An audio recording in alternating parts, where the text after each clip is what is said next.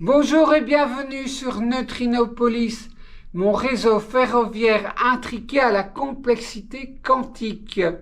Aujourd'hui, une vidéo un peu difficile puisque nous allons parler de la détection des locomotives dans les cantons avec le détecteur 10808 de chez Rocco. Mais avant cela, je dois vous poser deux questions. La première, c'est est-ce que vous pouvez m'aider? J'ai accidenté ma locomotive 6574cc. Il y a un pantographe et un attelage de cassés. Alors, je vais bientôt les recevoir. Je les ai commandés chez Rocco. C'est deux nouvelles pièces. Je les ai commandées il y a un mois, donc j'espère quand même les recevoir maintenant bientôt. Mais je ne sais pas trop comment on ouvre la locomotive, comment on désolidarise le couvercle de la locomotive de sa base. Donc, il y a en fait deux vis de chaque côté en dessous de chaque bogie. Ces deux vis, ils sont déjà difficilement accessibles, mais est-ce que je dois les dévisser pour pouvoir ouvrir la locomotive? Je n'en suis pas certaine et j'imagine qu'après, il me faudra utiliser des cartes de banque pour écarter les côtés du couvercle pour savoir l'enlever. Mais voilà, j'hésite un peu. Si vous pouviez me donner des renseignements sur comment on ouvre cette locomotive, vraiment, j'en serais très contente. D'avance, je vous en remercie beaucoup. L'autre chose que je dois vous demander, c'est que ma chaîne Neutrinopolis va déjà fêter son premier anniversaire, puisque j'avais posté la première vidéo en décembre 2023. Et donc, en cette occasion, pour l'anniversaire, je pensais peut-être faire une vidéo un peu spéciale où je répondrai simplement à vos questions. Donc une FAQ, une foire aux questions, où simplement je répondrai à toutes les questions que vous vous posez sur mon réseau ou sur moi, mais dans le cadre, bien sûr, du train miniature. N'allez pas me demander des choses très précises sur ma vie privée, bien sûr. Donc, si ça vous intéresse, si vous avez des questions à me poser, c'est l'occasion. En dessous de cette vidéo, vous commencez par FAQ, donc foire aux questions, FAQ 2 points, et puis vous mettez votre question. Et j'essaierai d'y répondre le mieux possible et le plus sincèrement possible. Voilà, maintenant, on est parti pour le boulot quand même. Donc nous allons voir la détection des locomotives sur les cantons avec le détecteur 10808 de chez Rocco. Cette vidéo rentre dans le cadre de ma playlist MFAO où j'explique comment je vais sécuriser mon réseau ferroviaire avec mon ordinateur. Et c'est l'épisode 4. Mais puisqu'on parle du détecteur 10808, je vais également mettre cette vidéo dans la playlist module électronique. Et puisqu'on va parler du protocole Z21, je mettrai également cette vidéo dans la playlist atelier Z21. Le sommaire de cette vidéo, on va faire une présentation rapide du détecteur 10808. Nous verrons le principe de la détection des locomotives par intensité de courant. Nous verrons ensuite le schéma de câblage classique du 10808. Et nous reverrons après le schéma de câblage avec le pont de diode qui permet donc d'associer la détection de la locomotive avec un freinage dans le canton, un freinage de ABC Lanz. Ça, c'est un rappel. Ce schéma, ce sera un rappel puisque j'ai déjà présenté ce schéma dans la vidéo MFAO épisode 2. Je mets le lien ici à droite si vous voulez aller voir cette vidéo. Nous verrons ensuite la requête Z21 pour interroger un détecteur 10808. Donc, quelle est la requête du protocole Z21?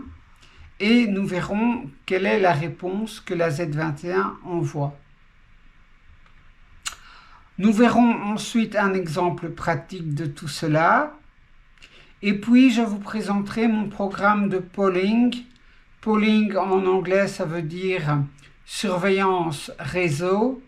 Et donc, plus exactement ici, dans ce contexte-ci, bien sûr, mon programme de polling, c'est la surveillance des cantons de mon réseau ferroviaire.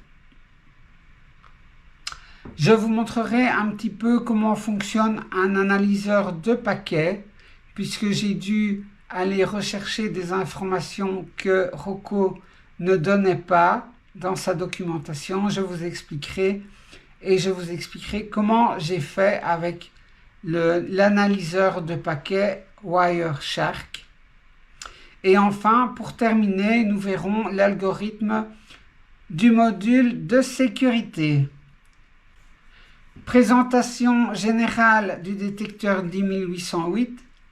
Je ne vais parler que de ce qui va nous servir. Donc, si vous voulez avoir vraiment une présentation complète, il faut aller voir la documentation Rocco. Donc, le détecteur 10808 permet de détecter les voies occupées de 8 cantons, et cela par le principe de variation d'intensité de courant. Mais le détecteur 10808 implémente aussi le protocole RICOM, et donc, via le détecteur 10808, on a l'information non seulement de savoir si le canton est libre ou occupé, mais s'il est occupé, on a l'adresse de la locomotive. Deux sous-remarques par rapport à ça, c'est qu'il est donc incorrect, et je le vois souvent dans la documentation sur Internet, de comparer le détecteur 10808 à d'autres détecteurs, d'autres marques qui détectent les trains, parce que les autres détecteurs ne renvoient pas l'adresse de la locomotive. Ils disent juste s'il y a un train ou non sur le canton, mais ils ne donnent pas l'adresse de la locomotive. Donc c'est incorrect de le comparer à d'autres produits, d'autres marques. Et enfin, le RICOM ne fait pas partie du protocole DCC.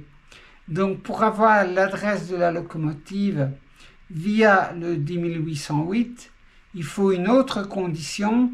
Il faut que le décodeur de la locomotive implémente le protocole RICOM.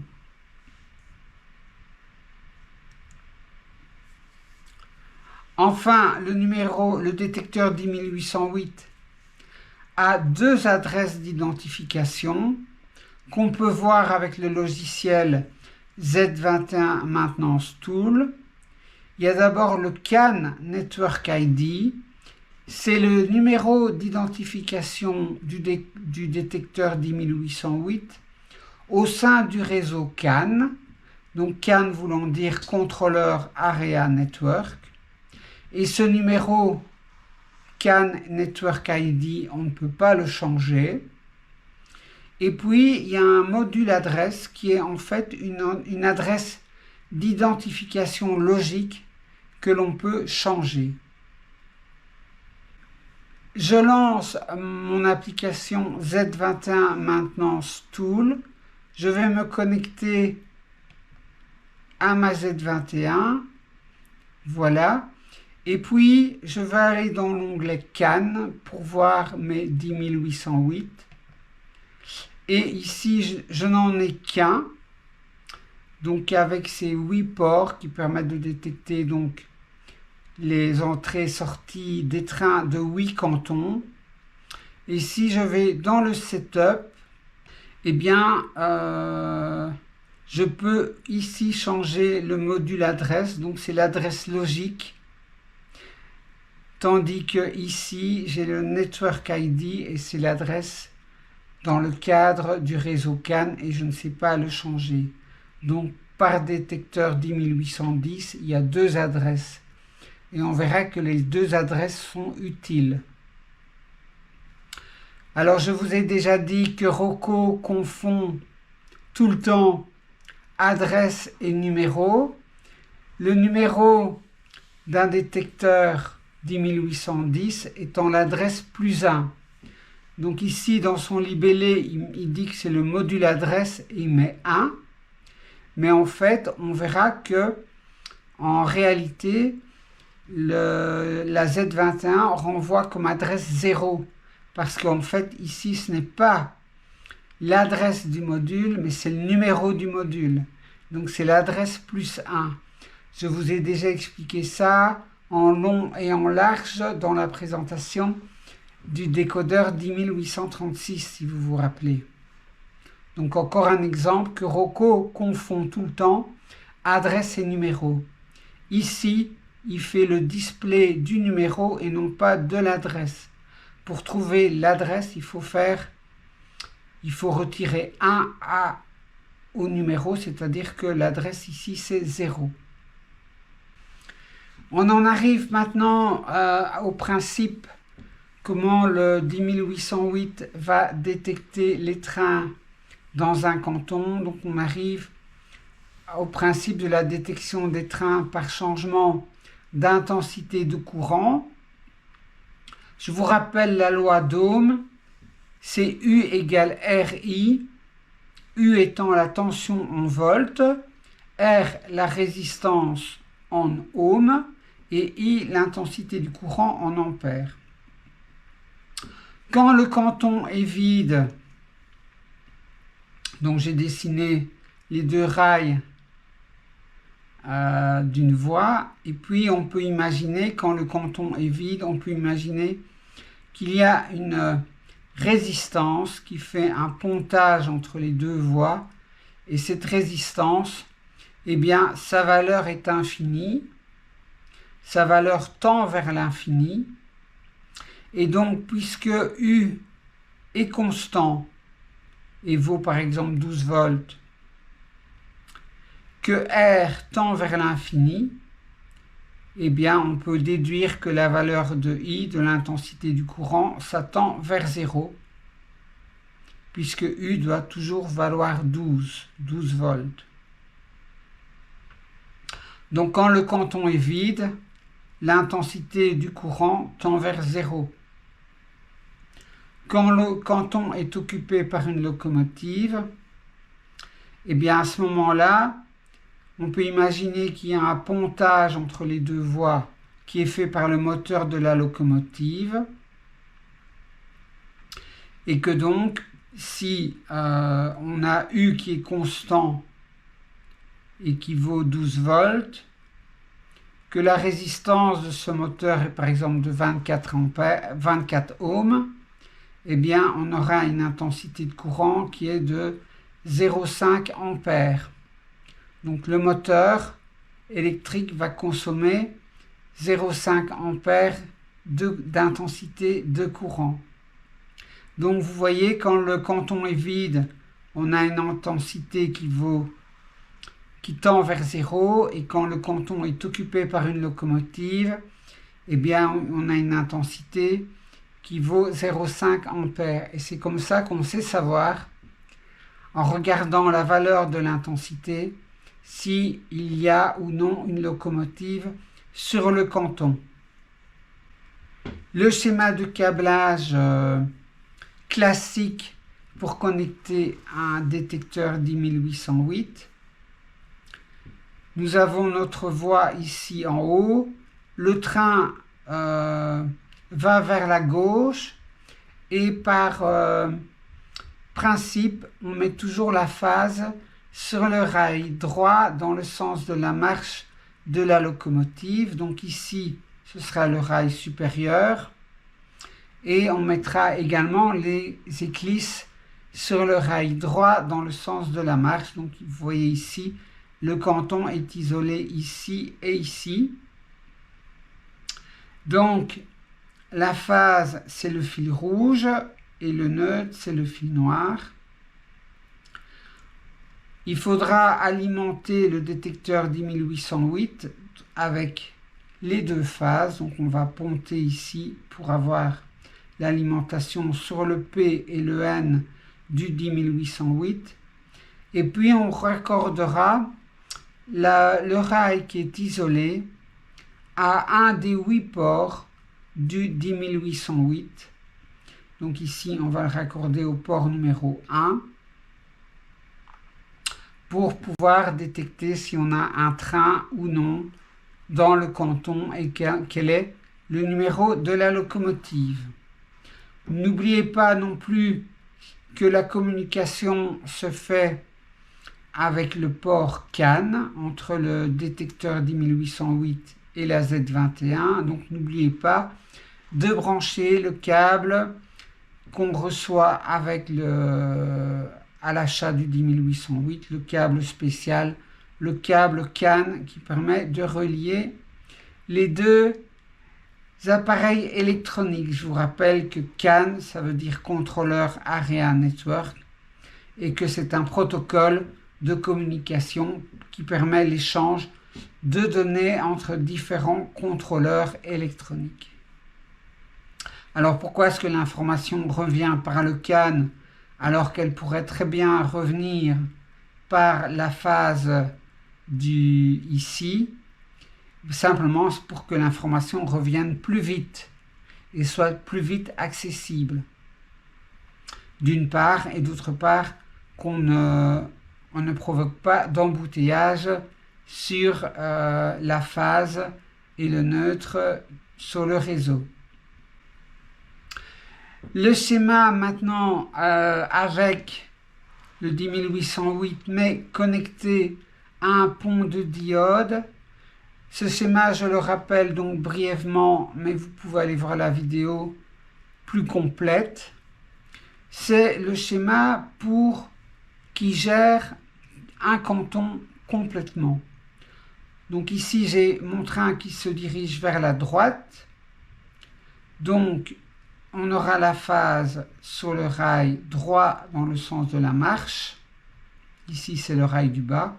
On mettra les éclisses aussi sur ce rail-là. Dans un canton, moi, j'ai 3 feux. J'ai un feu rouge clignotant qui permet au gestionnaire du réseau de bloquer le feu au rouge. Ce feu, il clignote pour dire que c'est le gestionnaire du réseau qui l'active. Donc, il sera dans le 10836, il y aura une sortie rien que pour ce feu et cette sortie, elle sera dans le mode 1 pour faire clignoter le feu. Et puis, il y a un deuxième feu rouge qui n'est pas clignotant, qui est continu et qui est lui commandé par le module de sécurité. Et quand le module de sécurité juge qu'il est dangereux de faire traverser un train, eh bien c'est le module de sécurité qui met ce feu au rouge. Donc ce feu rouge, il est commandé par une des sorties ici. Donc cette sortie, elle est en mode bistable, c'est le mode 4. Donc soit cette sortie alimente le feu rouge, soit cette sortie alimente 2 relais. Et quand les relais sont alimentés, donc l'interrupteur colle et donc ici on a un passage de courant et on a le feu vert qui est allumé et en même temps on a un pontage qui est fait sur le pont de diode, c'est-à-dire que le pont de diode n'est pas en fonctionnement et donc le train qui va transiter sur le canton ne va pas s'arrêter. Si le module de sécurité met le feu au rouge, à ce moment-là, les relais décollent. donc le feu vert n'est pas alimenté et le pont de diode n'est pas court-circuité. Donc, puisqu'il y a un pont de diode, eh bien, le train va s'arrêter sur le canton. Alors, j'ai repris le schéma ici dans son expression la plus simple. Donc, j'ai juste le décodeur 10808. J'ai mon canton. J'ai le lien entre les deux. Le canton est relié au port 1 du 10808. Et puis, j'ai mon pont de diode qui peut ou non être bypassé par un interrupteur. Alors, quand le pont de diode est bypassé, donc ici que la connexion se fait, eh bien le train ne s'arrête pas, tandis que quand le bypass ne fonctionne pas, eh bien le train s'arrête. Et est-ce que ça va fonctionner? Est-ce qu'on peut utiliser ces deux technologies l'une avec l'autre? Eh bien, la réponse en théorie, c'est oui, puisqu'on l'a vu, le détecteur 10808 travaille sur la variation du courant pour savoir s'il y a une locomotive ou non sur le canton, tandis que le freinage ABC de Lenz travaille sur une différence de tension entre les deux rails qui est provoquée par le pont de diode pour savoir s'il doit s'arrêter ou pas. Donc ces deux technologies ne se perturbent pas entre elles et normalement ça doit fonctionner. Alors je remercie Patrick de la chaîne Le Petit Train du Berry parce que c'était lui qui m'a donné la réponse à cette question que je me posais. En pratique maintenant, c'est oui, donc ça a été testé et approuvé, ça fonctionne correctement. Si vous voulez voir la vidéo avec la petite démo, vous allez voir, c'est la vidéo bilan septembre 2024, câblage optimisé, démo freinage et détecteur 10808. Je mets la vidéo ici à droite si vous voulez aller voir. Et enfin, j'avais posé aussi la question à Rocco, j'avais demandé, tiens, est-ce que si je mets un pont de diode pour faire freiner mes locomotives sur le câble vers le 10808, est-ce que ça va fonctionner? Et Rocco, sur la hotline, m'a répondu que non. Alors, je vous montre ça. Bonjour, est-il possible de détecter la présence d'un train avec le détecteur 10808, Rocco, dans un canton et en même temps, dans le même canton, décider de faire freiner le train avec la technologie ABC Lenz? Ces deux technologies sont-elles compatibles l'une avec l'autre? Dans ce cas, quel serait le schéma de câblage du canton qui détecte un train avec le détecteur 10808 Rocco et qui arrête le train avec le pont de diode ABC Lenz? Pour être sûr d'avoir une réponse, j'avais mis le texte en anglais pour leur simplifier la tâche. Donc, alors j'ai reçu la réponse un mois après, en une phrase. The current sensor principle with the EBC brakes in the same section is not possible. Et ça vient la réponse de leur département spécialisé. Nous en arrivons à la requête du protocole Z21 pour interroger un détecteur 10808. Alors cette requête, elle s'appelle LAN CAN Detector. Je vous rappelle que LAN, c'est pour Local Area Network et CAN, c'est pour Controller Area Network. Si vous voulez aller voir toute la spécification de cette requête, du protocole de la Z21, vous allez à la page 57 du document de Rocco Z21 LAN Protocol Specification. Alors je vous rappelle aussi que on a vu précédemment que la plupart des requêtes dans le protocole de la Z21, si une information est construite en plusieurs bytes, on met les bytes dans l'ordre petit boutiste, c'est-à-dire que c'est le byte le moins significatif qui est présenté en premier. On inverse l'ordre des bytes et c'est le cas ici pour les commandes qu'on va voir. Donc la requête pour la Z21, elle se présente comme ça. Il y a d'abord la longueur du paquet en 2 bytes. La longueur, ce sera 7. On a ensuite le code de la requête, le header. Et donc, pour LAN CAN Detector, le code, c'est C4 en hexadécimal, toujours en 2 bytes. Puis, on a un type en 1 byte. Et Rocco spécifie qu'il faut mettre 0 dans le type pour après qu'on puisse spécifier en 2 bytes le CAN Network ID. Donc le CAN Network ID, c'est l'adresse du détecteur 10808 au sein du réseau CAN. Et Rocco nous précise encore que pour interroger tous les détecteurs 10808 d'un coup, c'est facile, il suffit d'utiliser l'adresse CAN D000. Donc finalement, pour envoyer une requête pour interroger tous les détecteurs 10808 d'un coup, qu'est-ce qu'on va envoyer comme paquet? Eh bien, on va envoyer 07, 0, C4, 0, 0, 0, D0.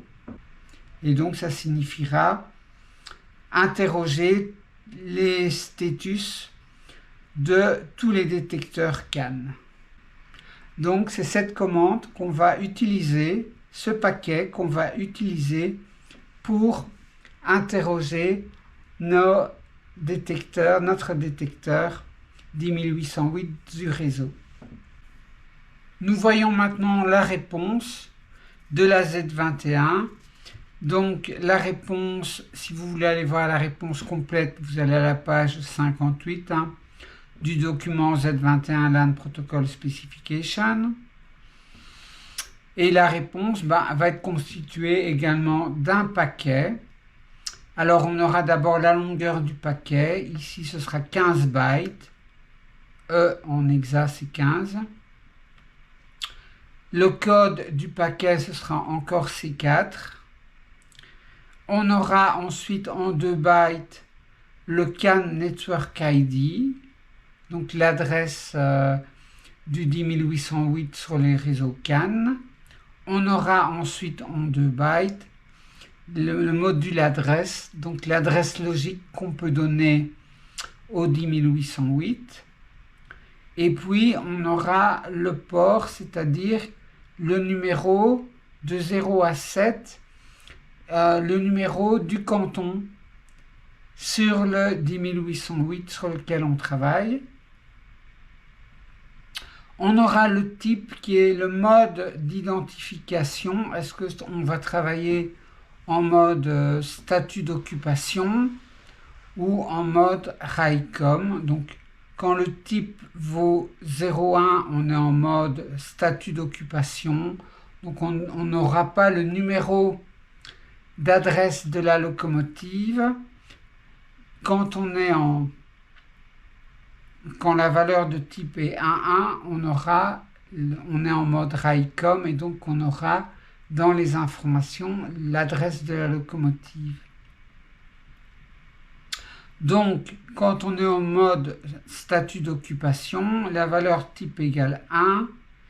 Et à ce moment-là, il faut aller voir dans les 2 bytes value 1 pour avoir les informations.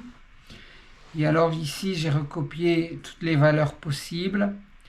0, c'est il n'y a pas de locomotive, mais il n'y a pas de voltage. 0, 1, 0, 0, il n'y a pas de locomotive et il y a du voltage. 1, 0, 0, 0, c'est occupé mais sans voltage. 1, 1, 0, 0, c'est occupé avec du voltage. 1, 2, 0, 1, c'est occupé avec une surcharge.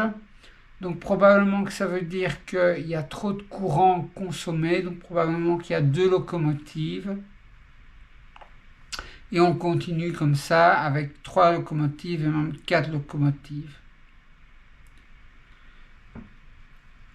Si on est en mode RICOM, donc si le type égale 1, 1, ça veut dire que dans value 1 et value 2, on a les informations de la première et la deuxième locomotive détectées. Si on a dans type 1, 2, ça veut dire que dans value 1, on a la troisième locomotive et dans value 2, on a la quatrième locomotive.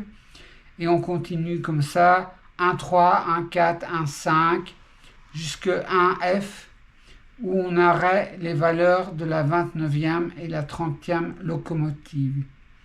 Il va sans dire que justement la détection des locomotives sur les cantons, c'est fait pour justement la sécurisation du canton et n'avoir qu'une seule locomotive. Moi, je me suis restreinte donc à ne tester que la valeur 1,1. Je sais que les autres valeurs, je n'aurai jamais. Je n'aurai jamais plus d'une locomotive sur un canton. Donc si j'ai la valeur 1,1 dans mon type, à ce moment-là, qu'est-ce que j'ai dans value 1? J'ai les informations de la première locomotive. Et c'est quoi? Si donc j'ai 2 bytes, donc ça fait 16 bits. Si le premier bit est à 0, la direction n'est pas détectée. Si j'ai 1, 0 pour les 2 premiers bits, la locomotive va en avant. Si j'ai 1, 1, la locomotive va en arrière. Si j'ai tous des zéros, eh bien, il n'y a pas de locomotive sur la piste. Et les 14 derniers bits donnent l'adresse de la locomotive. Attention maintenant à quelque chose de très important, c'est que ces informations qui reviennent des détecteurs 10808 pour nous parvenir via la Z21, ces informations, elles font partie des informations de broadcasting. Alors, les informations de broadcasting, ce sont des messages envoyés automatiquement par la Z21 pour informer de divers changements ou événements système. Ces informations sont transmises sans requête spécifique du client dès lors qu'il a activé les flags de broadcasting correspondants. Donc, pour recevoir les infos des détecteurs 10808, il faut activer absolument certains flags. Pour ça, on va utiliser la commande LAN set broadcast flags, qui est constituée de quoi? D'abord, d'une longueur en 2 bytes qui sera ici de 8, d'un identifiant qui sera ici en 2 bytes qui sera ici 50 en hexa, et puis des datas, donc des flags ACT en 4 bytes. Pour les informations du 10808, il faudra absolument envoyer dans cette commande comme data, comme flags à mettre les 4 bytes 0, 8 0, 0. Donc, pour être certain de recevoir les informations des détecteurs 10808, il faut au début envoyer le paquet constitué de 8, 0, 50 en hexa, 0, 0, 0, 8, 0. Pour être certain que les flags de broadcasting sont correctement mis pour qu'on puisse recevoir les infos des décodeurs 10808. Et ça, cette commande de broadcast, il faut le faire pour chaque numéro de port. Donc si vous avez plusieurs programmes qui tournent, il faudra le faire pour chaque programme, puisque chaque programme aura un numéro de port différent. Et il faudra le faire à chaque fois qu'on se connecte.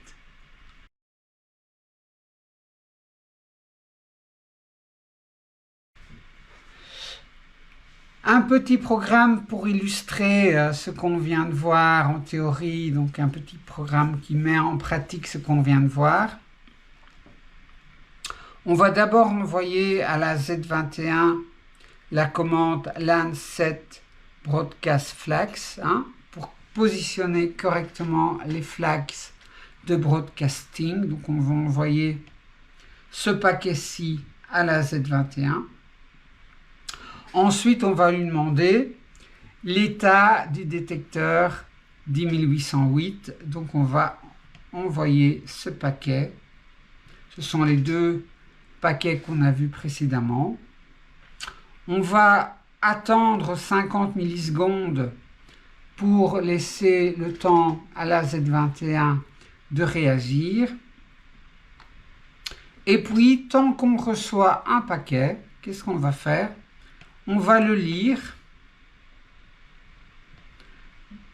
et s'il n'est pas nul, eh bien on fait un écho, donc on imprime le paquet à l'écran. On attend de nouveau 50 millisecondes et puis on recommence.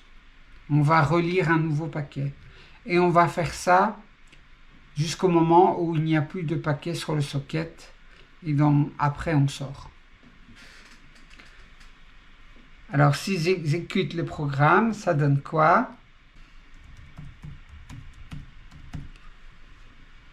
Attention, go. Voilà, j'ai reçu 16 paquets. Alors, pourquoi 16 paquets? Parce que j'ai un détecteur 10808 qui peut détecter 8 cantons, qui a donc 8 ports. Et donc, il donne l'information pour chaque port, donc il va donner 8 fois 8 paquets d'informations, et fois 2 parce qu'il va les donner une fois dans le mode statut d'occupation et une fois dans le mode RAICOM. Vous vous rappelez, ici, je vous avais dit, on a le type. Ici, vaut 0,1, on est dans le mode statut d'occupation, donc on n'est pas en RAICOM. Ici, c'est 1,1, alors on est en RAICOM. Eh bien, la Z21 renvoie l'information sous les deux formes. Probablement, pour les logiciels plus anciens qui ne savent pas interpréter RAICOM, donc ils ont les paquets en type statut d'occupation. On le voit ici, 01, cette colonne-ci, c'est le type et c'est le type mode d'occupation. Puis on a le type qui vaut 1,1 et là on est en RAICOM. Je vous présente maintenant mon algorithme de polling. Polling, ça veut dire surveillance du réseau, donc surveillance des cantons du réseau ferroviaire. Qu'est-ce qu'on fait dans cet algorithme? On va d'abord positionner correctement les flags de broadcasting. Donc, on va envoyer à la Z21 via le socket UDP 08, 0, 50 en hexa, 0, 0, 0, 0, 8, 0. Ensuite, on va envoyer une fois la commande qui interroge l'état des détecteurs 10808. Donc cette commande, c'est le paquet constitué de 07, 0, C4, 0, 0, 0, D0, tout ça en hexa. Et puis, on va se mettre à lire le socket.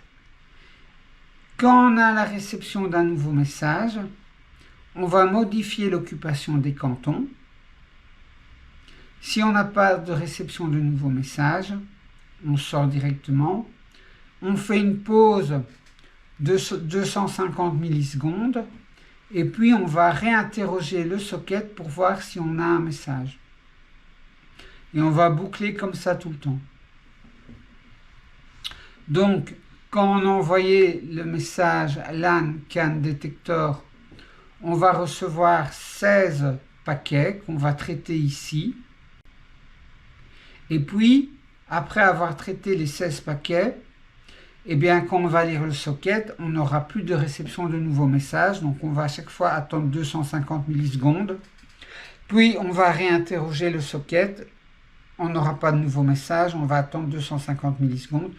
On va boucler comme ça jusqu'au moment où il y a une locomotive qui arrive dans un canton.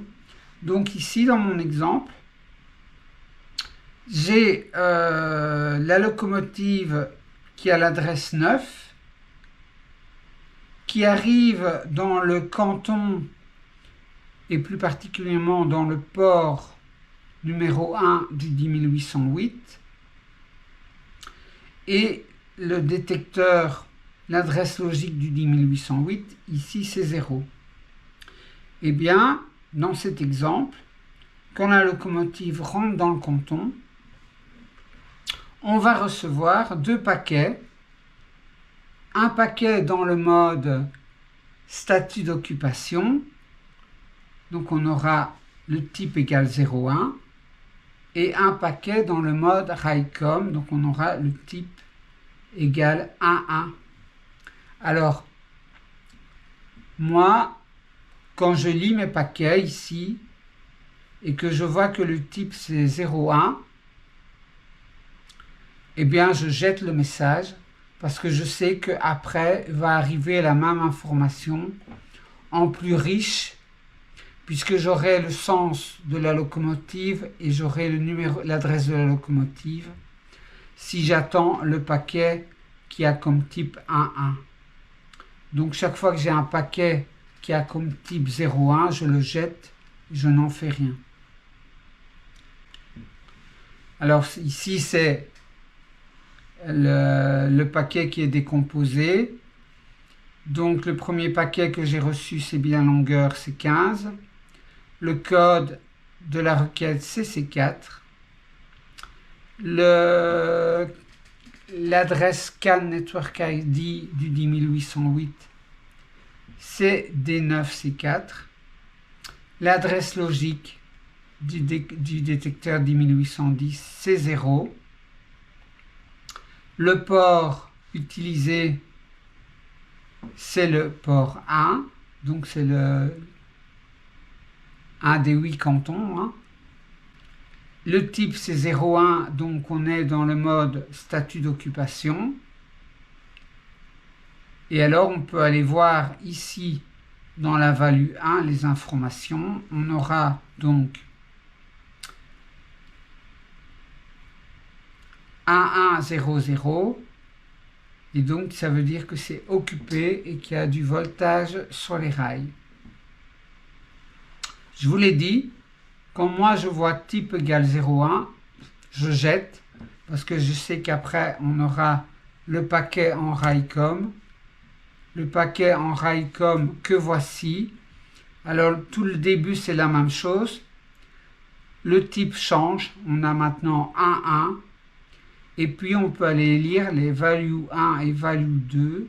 Value 1, on regarde donc en binaire, donc en hexa, n'oubliez pas que c'est toujours petit boutiste, donc il faut inverser. Donc c'est premier byte 80 en hexa, deuxième byte 9 en hexa.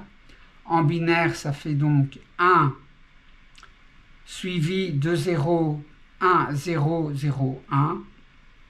Je regarde les deux premiers bits. 1, 0, ça veut dire que la locomotive roule en avant. Et les 14 derniers bits me donnent l'adresse de la locomotive, c'est-à-dire 9. Alors le problème avec mon algorithme, c'est que ça fonctionne très bien, mais ça ne fonctionne que quelques minutes.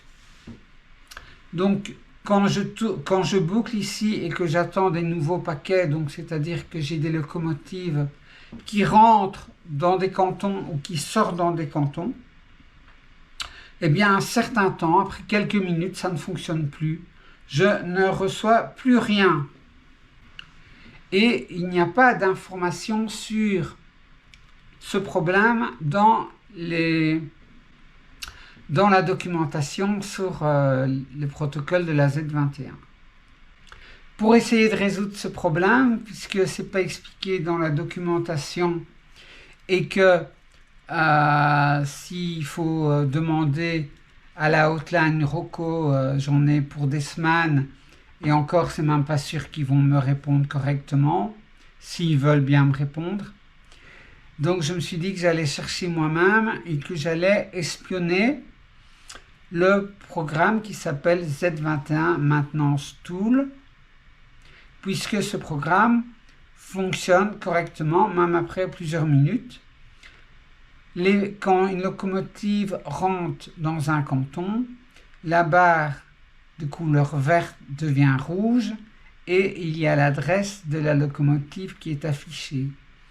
Donc je me suis dit que j'allais aller voir ce que ce programme envoie comme paquet vers la Z21 et qu'est-ce qu'il reçoit comme paquet venant de la Z21. Pour ça, j'ai utilisé un analyseur de paquets qui s'appelle Wireshark. Wire qui signifie câble et qui fait donc référence au réseau, et Shark qui signifie requin et qui symbolise ici un outil puissant. Alors Wireshark, c'est un logiciel en licence libre, donc vous pouvez le trouver sur le net et le télécharger et l'utiliser gratuitement. Alors je vais essayer de vous montrer différentes choses qui ne sont pas dans la documentation du protocole de la Z21 avec justement l'analyseur de paquets Wireshark.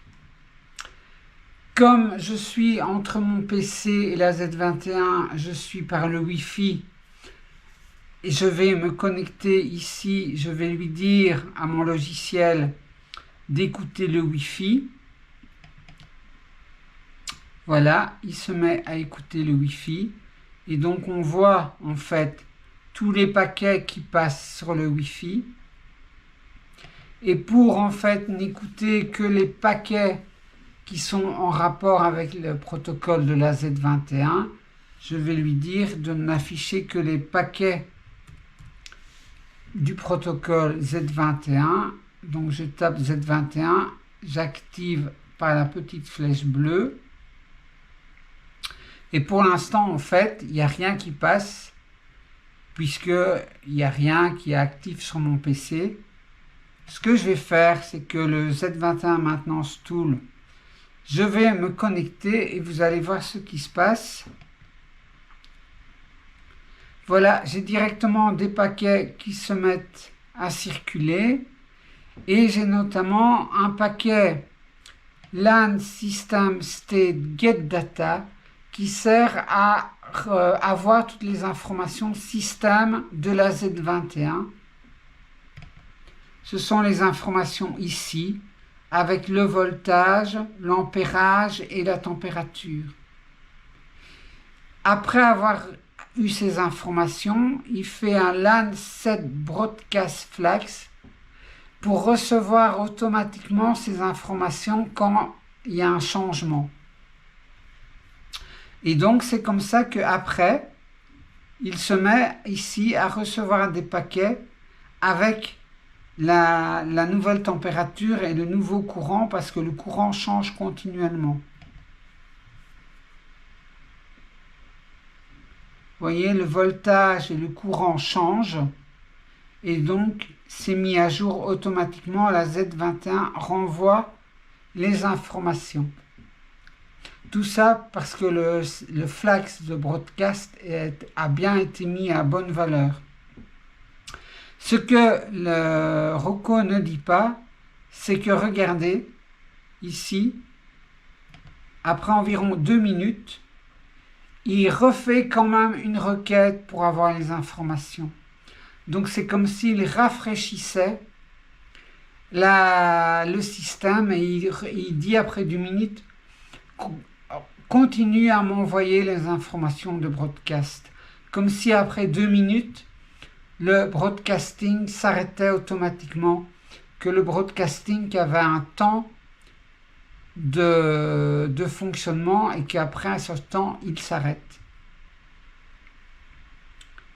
On va le voir encore un petit peu plus loin. Voilà ici. Une deuxième fois, il redemande les informations système concernant la température.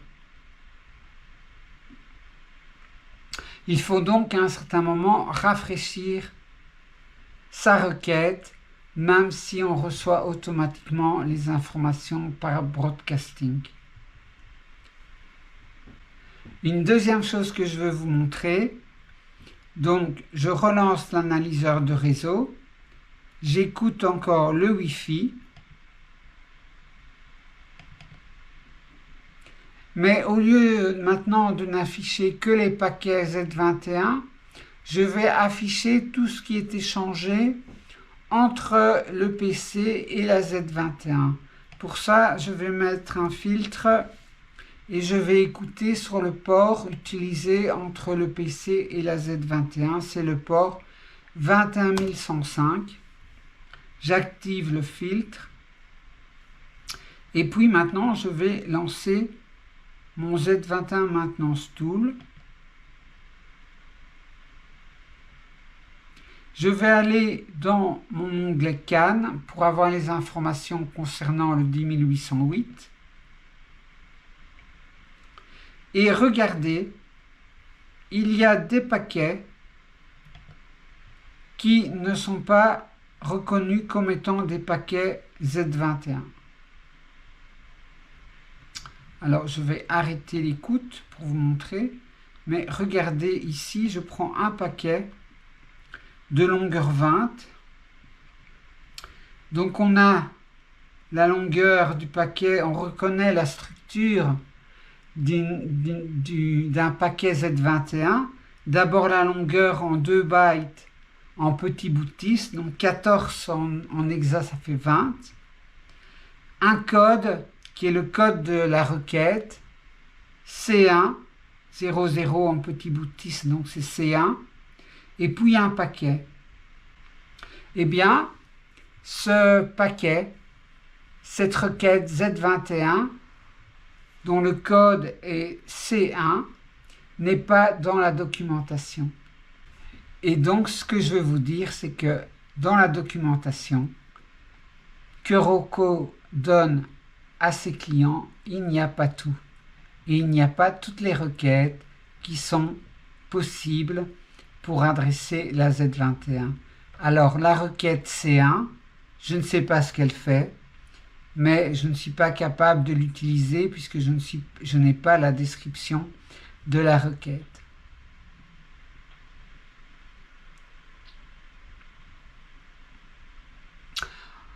Je pense que quand on fait un logiciel de train pour la Z21, on va voir Rocco pour demander si on peut vendre son programme. Et Rocco dit, écoutez, vous pouvez vendre votre programme, c'est à vous, mais si vous nous donnez 10 ou 20 ou 30% de vos recettes, alors on va vous fournir quelques secrets qui vous permettront d'améliorer grandement le fonctionnement de votre logiciel. Et c'est comme ça que Rocco ne dit pas tout. Ça, c'est ce que je pense dans mon intime conviction. J'en reviens maintenant à mon algorithme de polling et que ici, quand il écoute le socket, eh bien, il continue à recevoir, même après 2 minutes, si un train rentre dans un canton, il va continuer à recevoir les informations. Comment est-ce que j'ai solutionné ça? Eh bien, simplement, toutes les 2 minutes, il y a un timer qui se réveille et qui refait la commande LAN set broadcast flags. Donc, je rafraîchis la commande et je lui dis qu'il doit continuer à envoyer les informations de broadcasting concernant la requête LAN CAN Detector. Et ça fonctionne très très bien. Alors, je termine la vidéo par vous présenter mon algorithme concernant mon module de sécurité. Donc, mon module de sécurité, il est ici. Quand il démarre, il va lire la position des feux de signalisation de la dernière session de jeu. Il va lire ensuite la position des aiguillages de la dernière session de jeu. Il va lire l'occupation des cantons. Donc, est-ce que les cantons sont libres ou occupés? Ici, ils sont occupés par quelle locomotive? Avec ça, il va calculer les équations logiques. Donc, c'est une fonction qui a les feux, les aiguillages et les occupations des cantons en paramètres. Les équations logiques, on a vu ça dans une vidéo, hein. Je mets le lien ici à droite si vous voulez aller voir. Et puis, il va, après avoir calculé ces équations logiques, il va éventuellement changer la position des feux et changer les aiguillages en talons. Pour après recommencer, il va relire l'occupation des cantons et il va refaire de nouveau la même opération pour voir s'il doit changer les feux ou les aiguillages. Et il va boucler comme ça. Il commence que